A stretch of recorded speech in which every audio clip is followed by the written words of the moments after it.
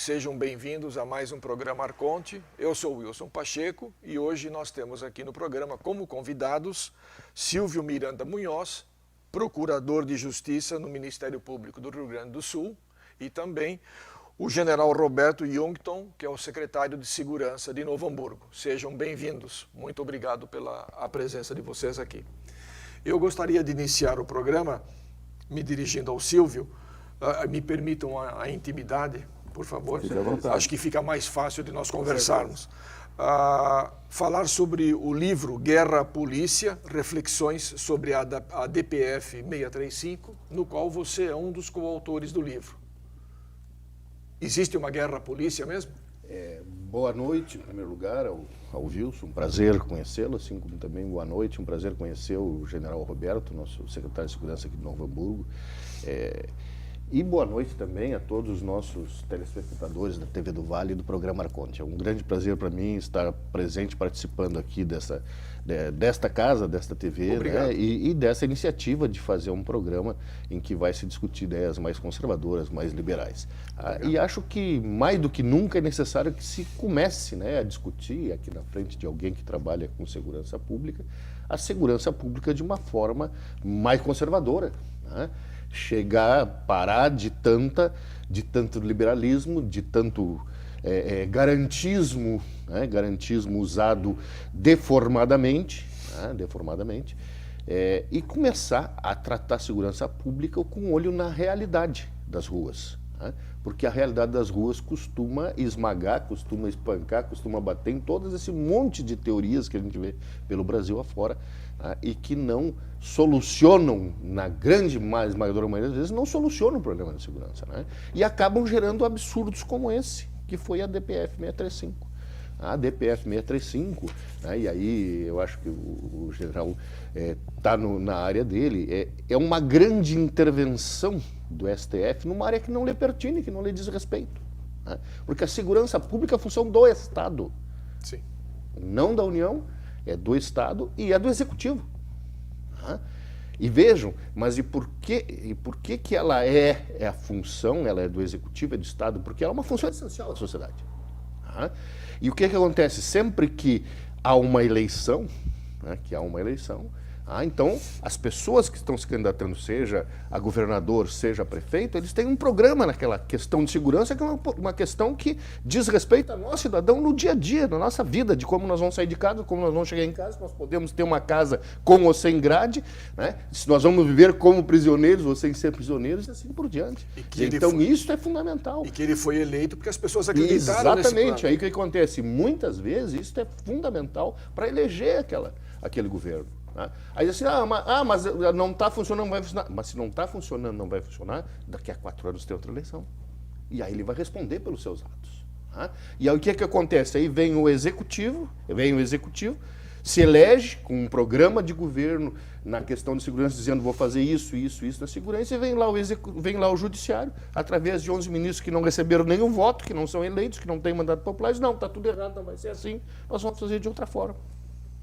Então, realmente, isso é um ativismo judicial, uma intervenção totalmente indevida e totalmente errada, a meu juízo, e que só está prejudicando aqui. No caso, claro, nós estamos falando da segurança, do livro da segurança no Rio de Janeiro, porque a DPF 635 para o Rio de Janeiro. É para o Rio de Janeiro, específica. Mas eu faço um alerta no final do meu artigo, que nós temos que começar a pensar seriamente nisso. Eu digo assim, se continuar esta intervenção indevida, esse ativismo judicial indevido, interferindo na política de segurança pública do Rio de Janeiro, vai se criar lá um narco-estado. Você já tem um Estado paralelo. Pensem, e aí eu faço a advertência, não pensem que se criar um narco-Estado no Brasil, no Rio de Janeiro, isso não vai se estender para o resto do Brasil. Vai com certeza. Então nós temos que nos preocupar e começar a discutir isso seriamente, sim. General. Eu inicialmente agradeço o convite, muito obrigado por compartilhar com o Wilson e com o Silvio, me permitam também tratá-los dessa forma. Muito boa noite a todos que nos acompanham. É um tema que interessa a todos nós, cidadãos. O doutor Silvio colocou a questão sobre, preponderantemente, a ótica jurídica, né? Obviamente é a sua base e área de atividade, importantíssimo para a gente dar seguimento ao assunto, mas eu proporia um deslocamento desse foco para o cidadão comum, que não está habituado a essa terminologia, a esses conceitos, a esses fundamentos que são importantíssimos, como disse. Mas para todos nós, cidadãos, eu não sou bacharel em Direito, não tenho o conhecimento que o doutor dispõe, mas a gente compartilha esse sentimento de que alguma coisa não está bem, né? Quando a gente olha os números e observa que 2/3 dos crimes não são investigados, não tem solução, alguma coisa precisa ser revista, os resultados não estão tão bem assim. Aqui em Novo Hamburgo e no Rio Grande do Sul, a gente tem, particularmente em Novo Hamburgo, a gente tem indicadores de criminalidade decrescente desde 2007, é fruto de um trabalho conjunto de todas as forças de segurança. Existem ferramentas de gestão para dar conta e um acompanhamento acurado. O estado do Rio Grande do Sul, em relação a outros estados da federação, está razoavelmente controlado, mas nós temos um estado, o Rio de Janeiro, como foi colocado. Eu não sei se todos têm a oportunidade de conhecer o dia a dia, o cotidiano da cidade do Rio de Janeiro, mais do que o estado, mas existem zonas, sim, que são quase proibido, é quase proibido o acesso do cidadão comum. Aqueles que se utilizam de aplicativos para se deslocar no trânsito, existem várias notícias de pessoas que adentraram áreas controladas e que acabaram sendo mortas por isso. Então, sim, existe um dado real, ele está localizado especificamente nesses pontos que chegam a esse absurdo que eu acabei de relatar, de alguém ser assassinado por adentrar uma área do nosso país, né, sem razão. Então, o sinal de alerta está ligado e compete a todos nós, cidadãos, darmos o melhor encaminhamento para superar essa dificuldade, antes que a gente passe do ponto de não retorno. Eu sou de São Paulo, desculpe, eu sou de São Paulo. Agora eu entendi de onde vem esse sotaque. Eu já nem percebo mais, porque me prometeram a carteirinha de gaúcho, mas ainda não veio. Sim, entendeu? Mas a cuia e o chimarrão já chegou. Já. Mas aí tem alguns requisitos, tem que saber, sabe acender um fogo, assar uma carne? Não. Ser gaúcho tem que ter. Todas as vezes que eu tentei fazer Mas vai ganhar uma declaração provisória. Está no bom caminho. Nada que com o tempo não se resolva. Eu sou de São Paulo e essa situação na cidade de São Paulo também, de certos locais, você sabe que você não pode ir. E eu acredito que isso talvez se espalhe por outras capitais brasileiras também, infelizmente, né? Só esse aí. Deixa eu pegar até o gancho Claro. do general Roberto, que eu acho que é muito importante, né? Porque eu digo no meu artigo, no livro, general, vou mostrar até para o pessoal o livro. Bruno, por favor, dá um close aí. O livro Guerra Polícia, que a gente fala dessa decisão absurda do eu e vários outros colegas, né? Dessa decisão absurda do STF, né? Uma das coisas que eu digo no livro é que a base dessa ação ela é um absurdo. Ela é um absurdo por quê? Porque ele se baseia em artigos, né, da grande mídia do Rio, que a gente sabe são enviesados há décadas, né? Fazem bandidolatria, ou seja, idolatra o bandido e demoniza a polícia, e isso não é de hoje, isso é há décadas. Né? Isso a gente vê lá desde 1950, se romantiza na cultura brasileira o bandido e se demoniza a polícia. Né? Não basta à toa livros e filmes como Lúcio Flávio, Passageiro da Agonia, né? A idolatrização que se fez a Lampião, e etc, etc, etc. Ou seja, através das décadas vem fazendo isso. Né?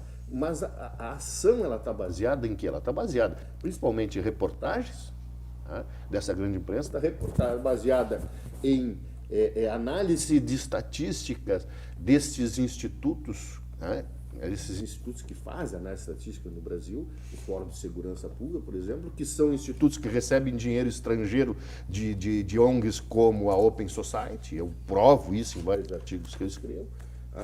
Tem o dedo de Jorge Soros aí, né? Isso, em algumas análises de artigos doutrinários destes mesmos membros do Fórum de Segurança Pública Brasileira, ou seja, eles baseiam uma ação tudo em teorias que são teorias encomendadas, que são teorias enviesadas. Não tem nada de prova ali, né? Ali não tem elementos materiais de prova que comprovem que aquela tese que eles estão sustentando, né, de que a polícia entrando nos morros demoniza, né, aquelas comunidades e que a polícia no morro coloca em risco aquela comunidade, não tem nada a ver com a realidade em si. Ou seja, são mitos que se criou através, né, dessa imprensa enviesada, dessa análise de dados estatísticos verdadeiros, mas que são analisados enviesadamente. E aí que eu sempre digo, e na realidade a segurança é fácil. Né? A segurança, quando se foca na realidade, ela não é difícil fazer. E o exemplo do Rio Grande do Sul, por isso que eu quis pegar o gancho que o general deu, o exemplo do Rio Grande do Sul está aí a mostrar. Nós temos 4, 5 anos de decréscimo. Por quê? Porque se está fazendo uma segurança focada na realidade. Ou seja, tem crime, tem que se combater. Primeira coisa. Né? E se combate crime prendendo o criminoso, investigando o crime e botando o criminoso na cadeia. Né? Mas por que que no Rio Grande do Sul funcionou? Bom, quem estava encarregado de segurança no Rio Grande do Sul era um delegado que conhece, até, e estou falando aqui, até não tenho uma experiência muito boa com ele, já convivemos na nossa profissão, nós não somos amigos, assim, mas é um cara que é experiente, delegado experiente, que tem uma visão da realidade, que chegou lá e fez o quê? Bom, vamos combater o crime, e assim começou, né, general? Onde é que são os maiores focos de homicídio no Rio Grande do Sul? Ali em Novo Hamburgo, na vila tal, ali em Viamão, na localidade tal, lá em Gravataí, na localidade tal. Bom, então vamos começar a focar nessa região que tem o maior número de homicídios. Onde é que tem o maior número de roubo de carro no Rio Grande do Sul? Quais são os... Vamos mapear os locais onde tem o maior número de roubo de carro. Aqui, ali, 7 pontos. Aí vamos começar a tentar e vamos começar a dar maior atenção para esses locais. Foi assim que começou. É isso que o Estado tem feito. Ou seja, ele mapeou onde está a maior criminalidade e começou a combater o crime.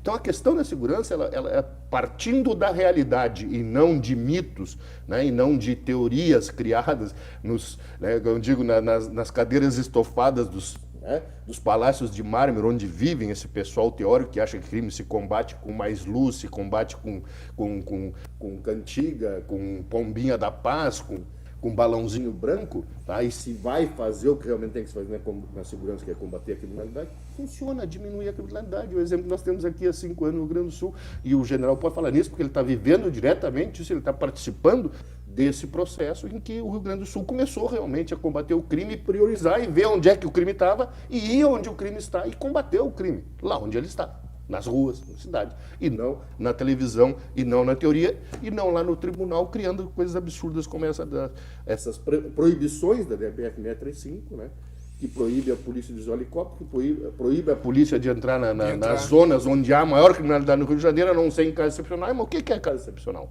Ela é vigente ainda, essa DPF? Aí, essa é uma grande pergunta que tem que se fazer, né? Porque ela foi feita para a Covid, né? As decisões são liminares até agora e elas eram feitas para a Covid. A Covid, segundo a OMS, terminou. Acabou, né? Acabou. Mas ainda há restrições. O pessoal aí no Rio agora começaram, ontem fizeram uma operação grande, mas eles não estavam fazendo até pouco tempo. Vamos ver como é que vai. Espero que acabe, tem que terminar isso. Porque senão, é como eu disse no início, aquela primeira operação, nós vamos acabar criando lá um narco-estado e vai se estender para o resto do Brasil. O doutor Silvio nos traz 2 reflexões muito interessantes sobre essa questão que a gente pode ampliar para todo o espaço nacional. O primeiro deles, e que eu tenho advogado essa tese desde o início, é que desvalorizando agências e agentes de segurança, nós não chegaríamos a uma boa solução. Então essa é a primeira tese que eu tenho enfrentado desde o início. Se há alguma questão a ser melhorada, vamos trabalhar essa questão. Mas não é depreciando as forças de segurança que a gente vai conseguir aprimorar o serviço, a entrega à população. Então essa é uma reflexão importante que todos nós, como cidadãos, temos que fazer. Como diz a Constituição, salvo engano, segurança pública, dever do Estado, responsabilidade de todos. Exatamente. Então eu, cidadão, também sou responsável pela segurança. Obviamente, num nível, né, compatível com as minhas possibilidades, mas eu posso fechar a porta, né? Eu posso observar antes de chegar em casa se tem algum movimento diferenciado, são coisas compatíveis com o meu modo de ser e de estar no mundo. Essa é uma questão. A segunda diz respeito a gente trabalhar com evidências, trabalhar com a realidade, estabelecer metodologias de gestão que nos permitam acompanhar a evolução das variáveis sobre as quais a gente tem domínio. Algumas variáveis estão sobre o nosso domínio, outras não.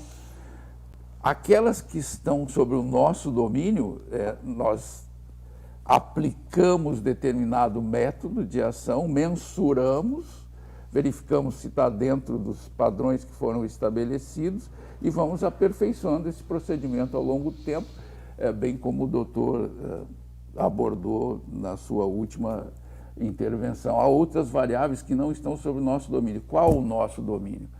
Dos agentes de segurança. Um exemplo bem simples, mas está sob o domínio do poder público. Iluminação é um fator contribuinte, né? Áreas bem iluminadas, tendência, queda da violência. Né? Os cidadãos conscientes... Não é.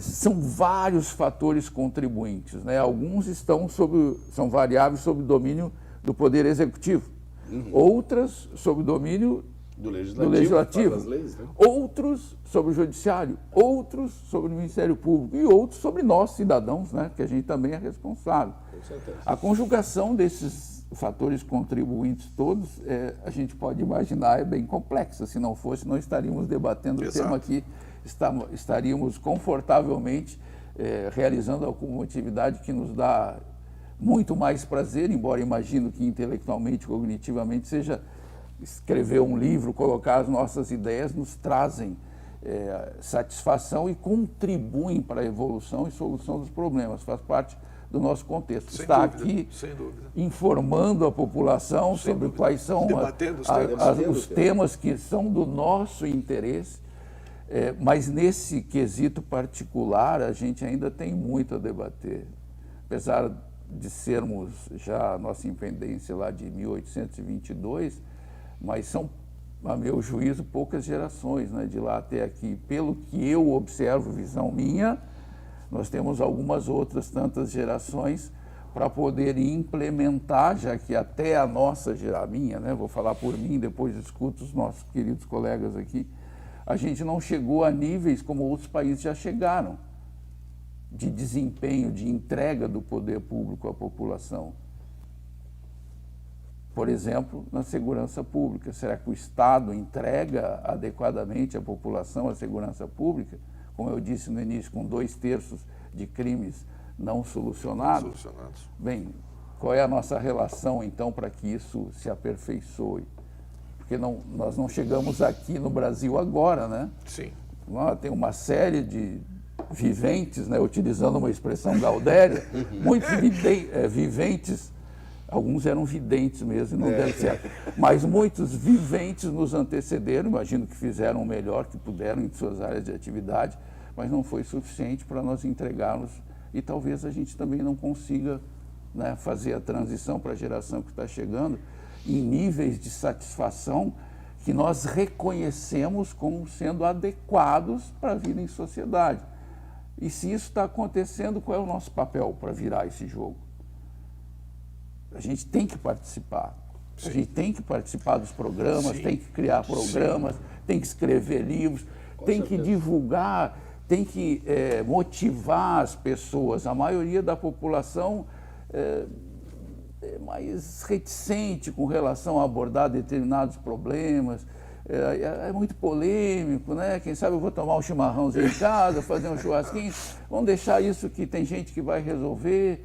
Sim, tem gente que vai resolver, mas é importante o cidadão participar também desse processo.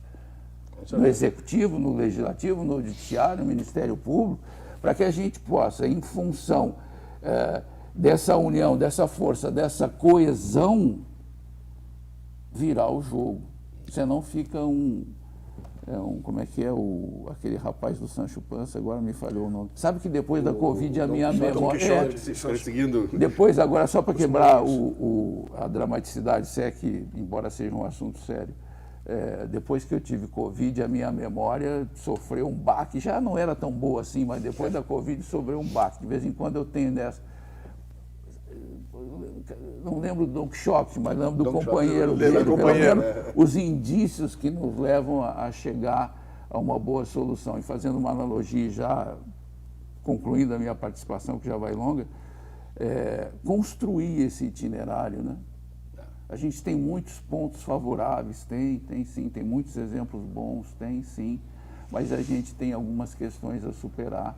E nós estamos aqui, a nosso modo, contribuindo para que esse debate se faça, convidando as pessoas a participarem também desse debate e na sua área de atuação também contribuírem para que aqueles gestores que têm o poder de decisão sobre esses quesitos possam também oferecer uma entrega satisfatória para a população, né?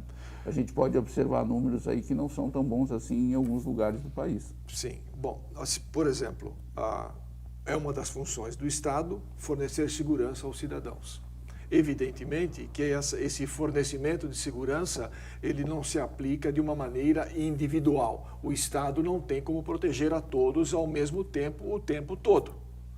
É função do legislativo criar boas leis. Leis que nos deem segurança, leis que punam os crimes. E é função do judiciário julgar os crimes cometidos, aplicando a lei de acordo com o que está escrito, não com o que vai na cabeça do juiz. Certo? Dentro disso,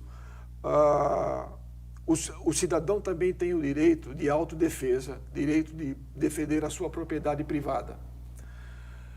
O porte de armas se encaixa dentro dessa visão? Seria justificável dentro nessa questão para o cidadão? Wilson, essa é uma questão, né, é uma das tantas questões em matéria de segurança que ela é extremamente distorcida no Brasil. Eu já tive a oportunidade de escrever vários artigos sobre o tema. Não é o tema do livro aqui, como eu te falei antes, eu tenho um outro livro que é um artigo, que é uma reunião de crônicas. Eu escrevo uma crônica semanal para o Tribuna Diária, que é um jornal conservador de Minas, e sempre, a maior parte dos tempos envolvendo assuntos, né, de segurança. Às vezes outra coisa, agora eu estou fazendo uma série falando sobre censura por causa da possibilidade de se votar a PL 2630, então já há umas 5 semanas que eu venho toda semana escrevendo sobre censura. Mas já fiz várias séries sobre isso, e essa é uma das grandes coisas que há um desvirtuamento do Brasil, e esse desvirtuamento ele surgiu exatamente pelo Fórum de Segurança Pública, Fórum Brasileiro de Segurança Pública, agora me fugiu a memória também, mas tem lá um dos membros dele, né, que criou uma tese e escreveu um trabalho em 2012 sobre isso, em que ele dizia o seguinte, que cada 1% de arma nas ruas gerava 2% de crime. E isso é um grande absurdo, porque isso a história nos mostra que é errado. Mas aí vejam, aí tem um detalhe. Então tá, mas vamos partir. Vamos partir do princípio de que isso fosse verdadeiro. Então vamos fazer o quê? Vamos tirar as armas da rua. Só que aí no Brasil o que se faz? Se tira as armas da rua, as armas do cidadão honesto. Do cidadão honesto. Mas o bandido fica armado. Do bandido não se tira a arma. Do bandido, eventualmente, de vez em quando, tu aprende a arma, alguma apreensão, mas o bandido não vai lá e entrega a arma para trocar a sua arma por... Como milhares e milhares de pessoas honestas do Brasil fizeram isso quando houve o Estatuto de Armamento, foram lá e entregaram o seu 32, seu 38, né? Todo enferrujado. Por 300, 400 reais. O bandido não faz isso. Então começa aí o erro. E o outro erro é que, ao contrário, e o cara tem, a Empaf, eu li o trabalho dele, ele diz assim, não, porque não existem estudos no mundo que provem o contrário. Opa! O fato de tu não conhecer os estudos que existem no mundo não significa que não existam. E existem inúmeros estudos no mundo. Ao contrário, nos Estados Unidos, hoje tem vários estudos, vários estudos nos Estados Unidos que mostram que, ao contrário, quanto mais armas, menos crimes. E isso lá nos Estados Unidos é provado estatisticamente, porque aqueles estados em que há maior liberalidade de armas, como o Texas, por exemplo, é um dos que tem maior nível de criminalidade. Aqui em Santa Catarina é uma prova disso. Mas aí os caras dizem, não, porque vê essa teoria, né? Cada 1% de arma rua, 2% de crime. O país mais armado do mundo é os Estados Unidos. Tem mais armas que habitantes. Aí no Brasil nós temos um índice de homicídio que é de, hoje, 24, 25 mortes por 100 mil habitantes, nos Estados Unidos é 6 por 100 mil habitantes. Então a realidade espanta essa teoria assim, ó, diariamente, não é só nos Estados Unidos, o Uruguai, tantos outros países, né, em que há um número de armas, população maior que o do Brasil, que a criminalidade é menor. Por quê? Porque o bandido fica com medo. Né? É muito fácil para o bandido eu ser assim, ó, eu vou lá na casa do Roberto, não, eu vou entrar, vou assaltar, fazer o que eu quero, que eu sei que ele não tem arma. Não tem arma. Agora, será que ele tem arma? Opa, vou pensar melhor, vou fazer uma outra coisa, vou praticar um outro crime, porque eu não sei se esse aqui não tem arma. Então, começa por aí essa tua questão, assim, nós temos que analisar estas coisas de uma forma objetiva, não se deixando levar, né, só por essas teorias absurdas que criam. Né? Aliás, tu falasse uma coisa muito importante, o Roberto falou uma coisa importante, eu só não quero deixar ele perder esse gancho, tu fez a pergunta e eu respondi, vai perder o gancho, Roberto, não esquecer. A questão da demonização da polícia que tu falou, né, nós temos que começar a tratar a polícia não como o bandido que vai matar alguém, que vai, né, não, o bandido é o nosso anjo da guarda. É ele que está na rua 24 horas do dia com a função de nos proteger. O policial é o nosso anjo da guarda. A imprensa está sempre demonizando, né? Dizendo que ele é um bandido, que ele é violento, que ele mata. Não, o policial não. E não é de hoje isso. Ele está na rua ganhando às vezes muito mal, ganhando pouco para pôr a vida dele em risco para proteger a nossa vida. Ele é o que nos separa do abismo. Mas existe abuso? Sempre existe, são seres humanos. Se alguma instituição é formada de seres humanos, vai haver pessoas que vão agir errado, porque são humanos. Ou você acha que não existem pessoas que agem erradas, pessoas bandidos, pessoas no Ministério Público, por exemplo, no Exército, no Judiciário?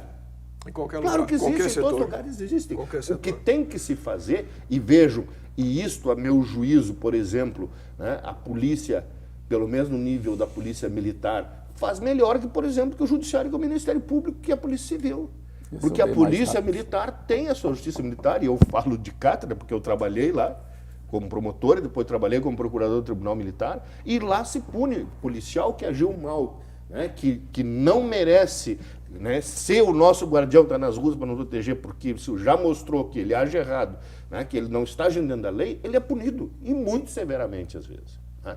Então, nós temos que parar de ouvir essa imprensa ideologicamente comprometida que fica nos dizendo todos os dias, batendo e dizendo, querendo dizer que o policial é bandido. Não, o policial não é bandido. O policial é o nosso anjo da guarda. É ele que está na rua para proteger a sociedade, para proteger a população. Vai ter algum que age errado? Vai. Vamos pegar esse e vamos punir. Mas a instituição é essencial para a segurança e para a sociedade brasileira. Sem dúvida. Eu misturei os dois, mas eu não queria perder o gancho do Roberto. Senhores, eu preciso fazer um rápido intervalo e já voltamos em seguida com o programa e continuando com esse mesmo tema. Já voltamos. Obrigado. Show.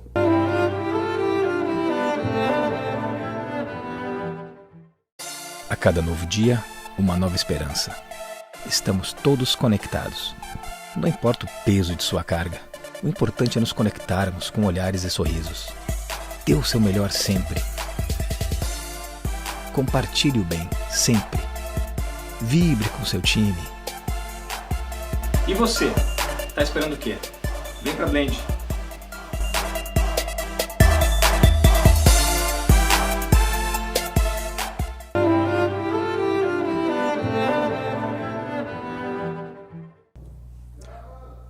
Olá, estamos de volta com o programa Arconte. Hoje nossos convidados, Procurador de Justiça do Ministério Público do Rio Grande do Sul, Dr. Silvio Miranda Munhoz, e o Secretário de Segurança de Novo Hamburgo, General Roberto Jungton. Retomando o assunto de armas ou não armas, porte de arma ou não, General, eu queria só ler uma informação que eu tenho aqui que acho que é relevante a esse assunto. É uma comparação entre dois países. Honduras tem 10,2 milhões de habitantes. É proibido o cidadão ter armas. É a segunda maior taxa de homicídios do mundo. Suíça, 8,7 milhões de habitantes. Praticamente todos na Suíça têm armas. É a quinta menor taxa de homicídios do mundo. Acho que derruba muita estatística isso. Eu tenho uma lógica para interpretar essa questão do cidadão usar arma ou não. Primeiro é decisão dele, né? Vamos respeitar. Perfeito, perfeito. Segundo, é dever do Estado prover a segurança pública. a gente já percebeu que este serviço tem deficiências na sua entrega. Ok. Não é responsabilidade do cidadão também? Claro. Bem, se o Estado não faz a devida entrega, se o cidadão também é responsável dentro dessa lógica, ele também vai poder adquirir a arma. Para se proteger. Dentro de determinados critérios, claro, né? Desde que eles tenham um curso, que ele esteja emocionalmente habilitado, que ele tenha capacidade técnica e psicológica para utilizar o armamento, não vejo problema nenhum. Que não tenha antecedentes. Desculpe? Que não tenha antecedentes. Sim, uma série de requisitos para que haja também segurança ao prover esta possibilidade ao cidadão. Até que a gente consiga chegar no nível da Suíça, né? Sim, sim. O Japão, por exemplo, que tem um índice de homicídio de 2 por 100 mil habitantes, 2. Existem vários fatores que vão contribuir para isso, a gente já comentou, né? Vários requisitos, muitos deles fora da segurança pública, muitos deles fora do poder executivo. Mas especificamente com relação a essa questão do armamento, se o Estado não me entrega, se é responsabilidade minha também, eu também tenho o dever de me proteger.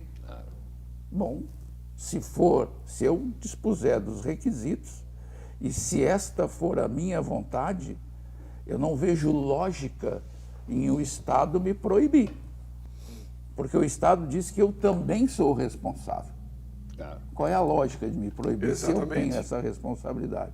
O Estado me concede a responsabilidade e me caça a possibilidade de executar a minha responsabilidade. Eu vejo aí que, em termos lógicos, isso não se encaixa.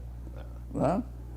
Objetivamente, cumpridos os requisitos, não vejo dificuldade alguma. E a autodefesa é um dos direitos naturais do ser humano, né? Assim como a propriedade privada e outras coisas, né? Com certeza, Wilson. O general Roberto falou muito bem, a questão primeira, né? O fato de tu permitir que alguém use arma não é como dizia há pouco tempo a imprensa, né? O fulano vai armar o Brasil. Não vai armar o Brasil. Né? Ele está permitindo que a população possa usar a arma. Estava, no caso, né, o governo anterior, que agora o governo atual está tentando colocar de novo, ele deu uma, digamos assim, uma melhorada nos requisitos, que, aliás, o requisito principal, que, a meu ver, ele tinha, o governo anterior, diminuído e que o governo atual quer trazer de volta, né, é a questão de a avaliação que era subjetiva, né, pelo delegado de polícia se ele concedia ou não o porte do cara. E o coronel disse, tem que haver uma argumentação? Tem que haver requisitos objetivos. O cara tem que fazer o seu teste psicológico, o cara tem que fazer um teste de tiro, o cara não pode ter antecedentes, etc. Mas não pode chegar ao final lá e ficar numa avaliação subjetiva de uma pessoa, não, eu acho que tu não precisa de arma. Acho que não precisa. Não. Quer dizer, tem que ser um direito, preencher os requisitos objetivos, o cara tem que ter um direito a ter a sua arma e se proteger. Mas veja, aí é que está o livre-arbítrio, se ele quiser. Exato. Não é que todo mundo tem que ter a sua arma, não, se ele quiser. Você quem não não quiser, não vai ter a sua arma. Quem não quiser, não vai ter a sua arma. Isto é mais importante, né? Tu deixar o sujeito escolher, ter a liberdade de escolher se ele quer ou não se defender. Porque isto, né, e isto muitas vezes usam, inclusive, porque a questão dos direitos humanos, porque essa pessoa... Aí eles começam a usar aqueles exemplos absurdos, né? Exemplos absurdos de que ocorre eventualmente quase com uma exceção confirmando a regra. Não, porque isso aí o cara destemperado, um acidente de trânsito, uma pequena batida, vai pegar o revólver, vai matar alguém. Acontece, eu já vi, mas isto é uma coisa rara. Isso é uma coisa rara. Né? E aí eles começam a usar isso, não, porque aí você vai sair matando no trânsito, os direitos humanos, só que eles esquecem o seguinte, os direitos humanos, está lá na Declaração dos Direitos Humanos, está na Declaração da Organização dos Estados Americanos, do famoso, que os garantistas gostam, o Pacto de São José da Costa Rica, está na Constituição Brasileira, em todos eles está lá o direito à vida e o direito à segurança. E aí, como diz o general Alberto, se o Estado não prover, eu tenho direito a me defender, a minha vida, a minha segurança e a minha propriedade. Sim, a minha propriedade também é um direito que está. Declaração de Direitos Humanos. Declaração dos Direitos Humanos. Na primeira, está no Pacto de São José da Costa Rica, está na nossa Constituição, nós temos que ter esse direito de nos defender. Com certeza. Eu vejo que a gente não consegue excluir o componente humano de qualquer equação. Sem dúvida. Com certeza. Né? A gente se é humano, alguém vai cometer um erro.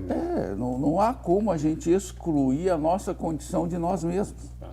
Não tem como fazer isso. Nós, como sociedade organizada, vamos estabelecer alguns requisitos para protegermos a todos nós. O próprio indivíduo que vai ser habilitado a conduzir qualquer coisa, pode ser uma faca, um garfo, uma colher, um carro, né? Tem tanto crime de trânsito quanto crimes dolosos. Com armas de fogo. Né? A solução não é excluir o componente humano. Isso é impossível.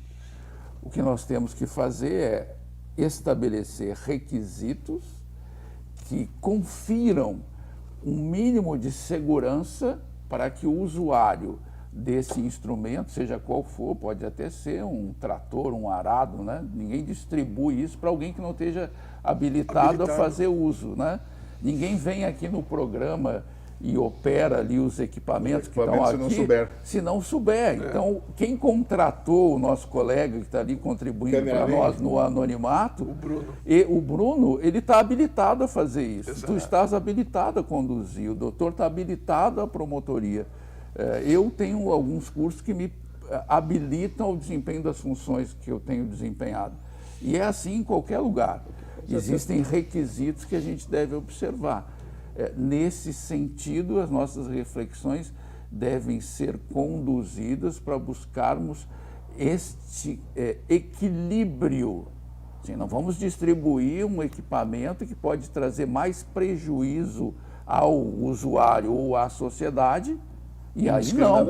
Aí não, né? Aí eu também não quero. Mas se o cidadão mostrar que tem direito, por várias razões que a gente já colocou, ele tem capacidade, por que não? Porque o Estado vai tirar dele essa possibilidade de autodefesa. Quais são as justificativas que tirariam de mim essa possibilidade? Na minha avaliação, doutor, isso não tem lógica. Não, concordo. Mas, e deixa eu te dar, eu acho que uma experiência pessoal, sim, uma questão pessoal minha. A gente está conversando muito a gente está conversando em termos teóricos, em termos de coisa, mas vamos trazer na prática, que eu vou trazer na prática para vocês assim, essa questão da arma e do crime, tá? Da arma e do crime. Eu sou promotor de justiça há 37 anos. Vou fazer 37 anos como promotor de justiça agora, 26 de junho. Foi quando eu assumi em 1986. Tá? Nesse período aí eu fiquei 25 anos no Tribunal do Júri.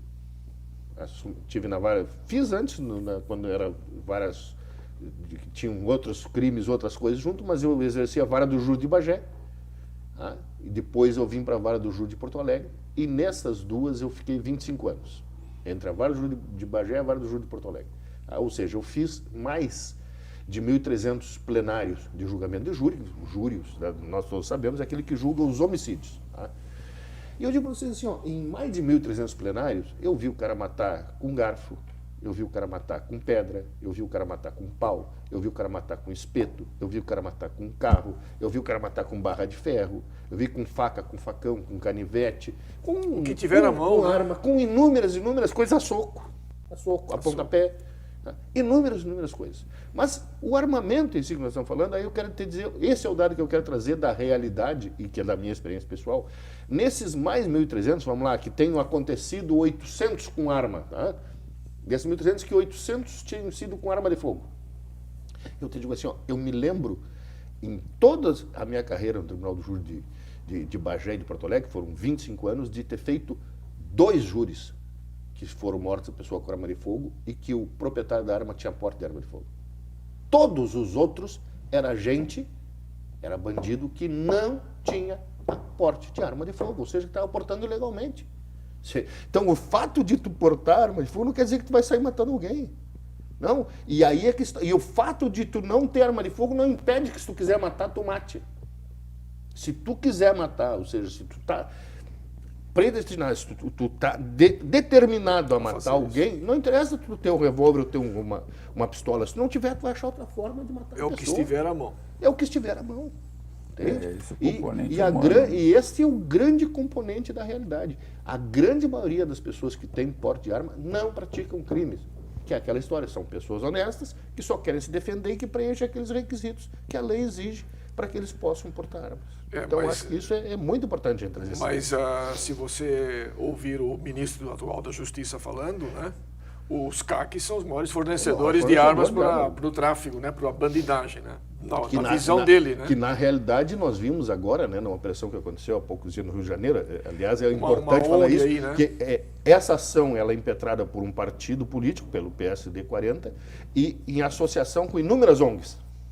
Inúmeras ONGs, e a grande maioria dessas ONGs financiadas com dinheiro internacional. Eu tenho, por exemplo, a relação de todos os anos, eu fico acompanhando isso, de quem a Open Society financia no Brasil, financia muito dessas ONGs. Tá? E aí nós vimos, para que servem as ONGs? As ONGs são um braço do crime, está lá, a operação que foi feita no Rio agora.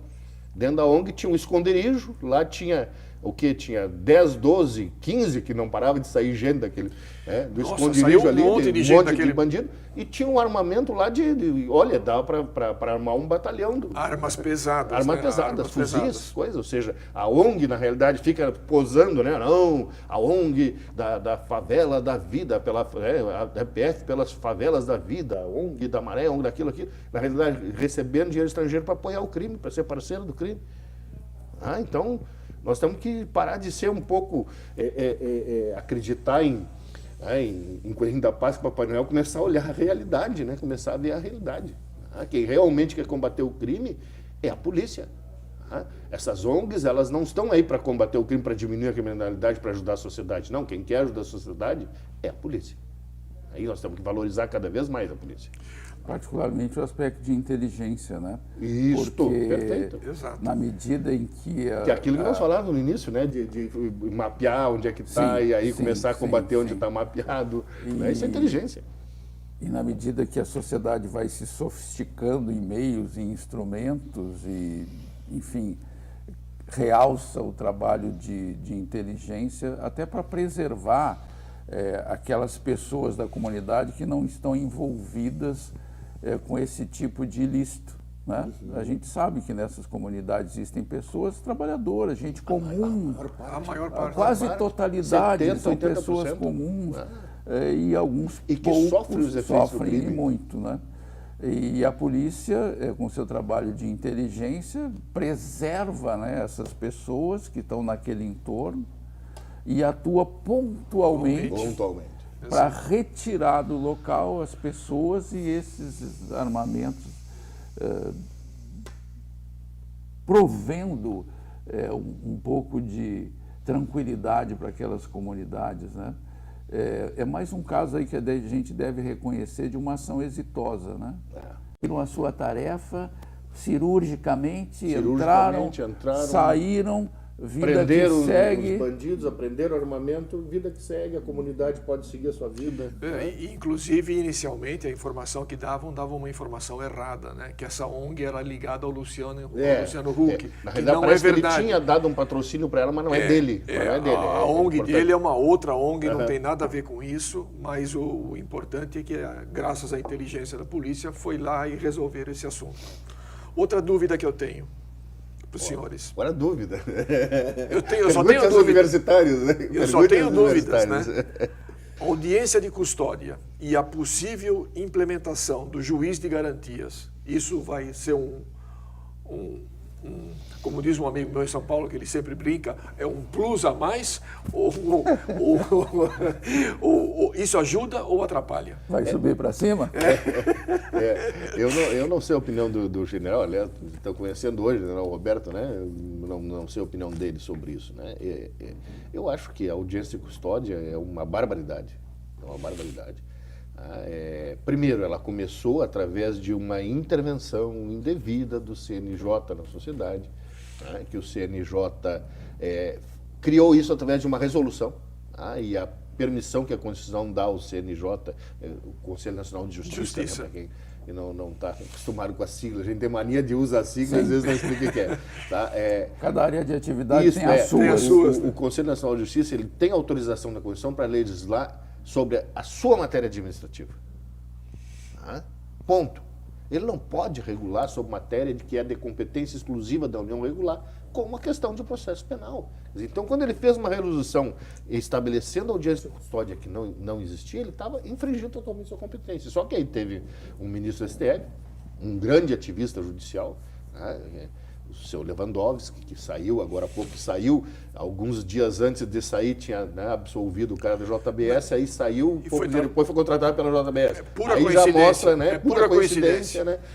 E aí ele encampou aquilo e disse que tinha que aplicar, e acabou fazendo aí uma intervenção indevida no Congresso, porque o Congresso, a hora de discutir aquilo, e achava que não era o caso de provar. Mas aí, como já estava sendo aplicado na realidade, ou seja, o Judiciário, através do CNJ e do ministro do STF, né, criaram o fato e obrigaram a Câmara a legislar e aí botar na lei, porque eles já estavam fazendo na realidade.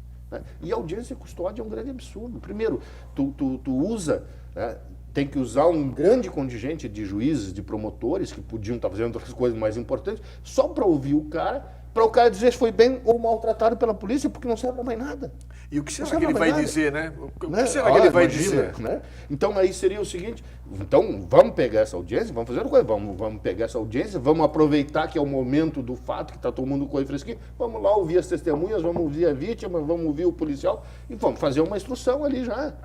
E vamos diminuir o tempo do processo. Agora, para ser o que ela é hoje, só para ouvir o réu, ver se ele vai reclamar ou não, claro que ele vai reclamar, ele quer ser solto. E ele sabe que se ele reclamar e disser que apanhou e tiver um juiz garantista do outro lado, vai soltar ele. Vai soltar. E a outra coisa, que tu perguntou, o juizado de garantias, que está suspenso, mas eu acho que, infelizmente, algum dia o STF vai liberar, é um absurdo no Brasil. Ele não tem razão de existir no Brasil.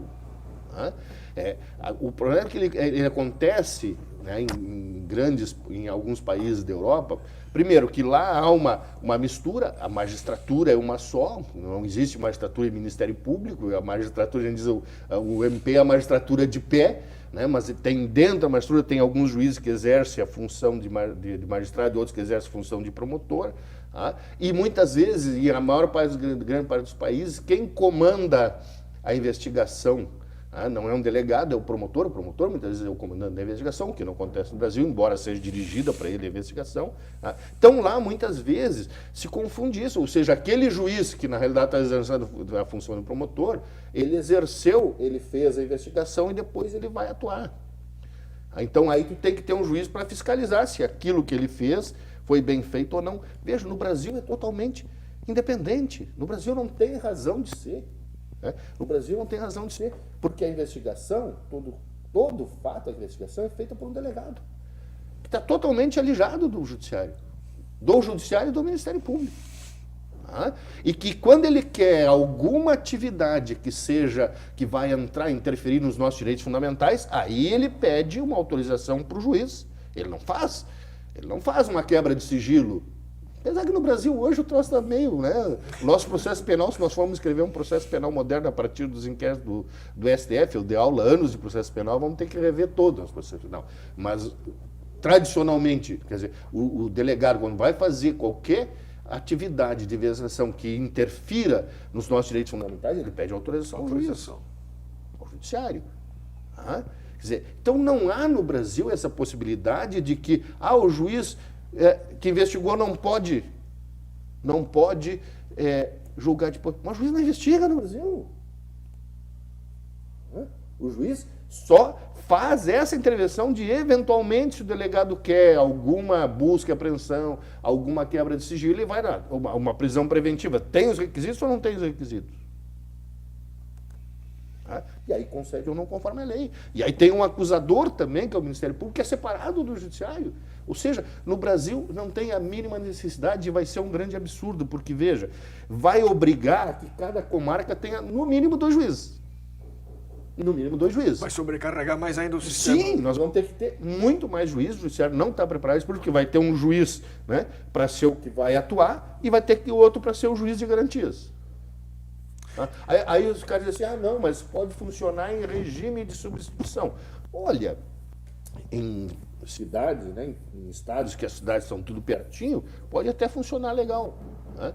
Mas aí tu pega, aí tu começa, eu não vou nem vou pegar o Rio Grande do Sul, nós chegamos na região da fronteira lá, as cidades mais próximas estão a 200, 300 quilômetros. Né? Alegrete, Uruguaiana é 200 quilômetros. E assim por diante. Mas não vamos nem pegar isso, vamos pegar o Brasil. E no Amazonas. E no Amazonas, que só tem cidades que tu só chega de barco, tu leva uma semana para chegar. No Acre, que tem cidades que no meio da floresta lá que tem que ir de avião. Como é que tu vai ter 2 juízes? Um juiz para ser o fiscal do juiz, que não investigou. Quer dizer, o juizado de... agora me falei do juizado, agora, esse juiz de garantias no Brasil é um verdadeiro absurdo. Que só serve para esse pessoal. Pessoal que é garantista, principalmente assim, e muito para os defensores, para o pessoal que é o quê? Que a gente sabe, né? E eu tenho grandes amigos defensores, amigos advogados, mas a função deles no crime, principalmente essa, que eles querem, o que eles mais desejam sempre é que o tempo passe, que o processo demore, porque eles estão lá de olho naquela, né? no potezinho de ouro no fim do arco-íris, que se chama prescrição. Então, para eles, quanto mais coisa tiver no processo que faça o processo demorar, melhor. E só vai fazer isso, só vai atrapalhar o juizado de garantia, só vai atrapalhar. Não é isso que tem que ser mudado no processo penal brasileiro, não é isso que tem que ser mudado na justiça brasileira. Tem muitas outras coisas que tem que ser mudadas no nosso processo penal, na nossa justiça, no direito penal, que podem melhorar. Mas, com certeza, juizado de garantias e audiências custódias não são coisas que vão ajudar a nossa justiça e a segurança. Acho que eu falei demais, né? Que pegou um tema bem... mas é porque o tema é impactante. É da minha área, né? É da área, eu, portanto, não vou abordar a área que o doutor já abordou. Mas sobre a ótica do gestor de segurança pública, tanto no município quanto no estado, o que acontece para todos nós recordarmos, né? O agente de segurança pública, ele presente no espaço público, se percebe alguma ilicitude, prende flagrante, realiza o ato legal e entrega à pessoa, relata os fatos à autoridade policial e a partir daí se inicia um inquérito que vai passar para o Ministério Público e para o Poder Judiciário. O que acontece ali no espaço público? Ou o agente de segurança pública realiza a pauta comportamental, realiza os procedimentos adequados, entrega para a autoridade policial, a meu ver, sob a ótica do agente de segurança pública, se ele se comportou bem, não haverá razão para o comportamento dele ser questionado. Eventualmente, alguém pode se equivocar? Pode. Vão ser tomados, o doutor já participou de vários episódios dessa natureza, serão tomadas as devidas providências. Será processado. O que acontece? Quando é identificado um procedimento inadequado, isso retorna para o ciclo de educação continuada dos agentes para que este equívoco não volte a se reproduzir em outros episódios similares. Sob a ótica do Poder Judiciário, o doutor eu não tenho nem como questionar, não detenho conhecimento suficiente. Mas do lado de cá do balcão, se o agente de segurança pública fizer a entrega conforme o figurino, serviço nota 10. Mas tem uma outra coisa só pegar o gancho do coisa, que a imprensa normalmente esquece ou não sabe, ou faz questão de não saber.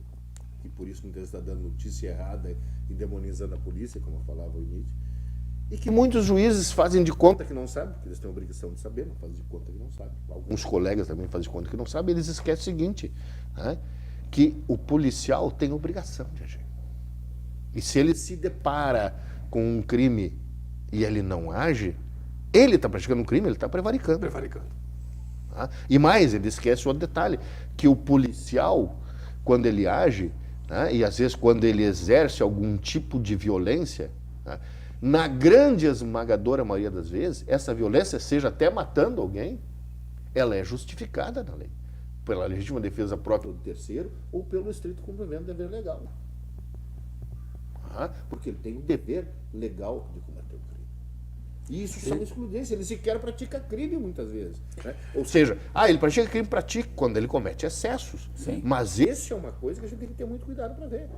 Porque a gente tem que Mas sempre não pensar é- assim, o policial agrediu o fulano, o policial bateu no fulano, mas vem cá. Você cedeu?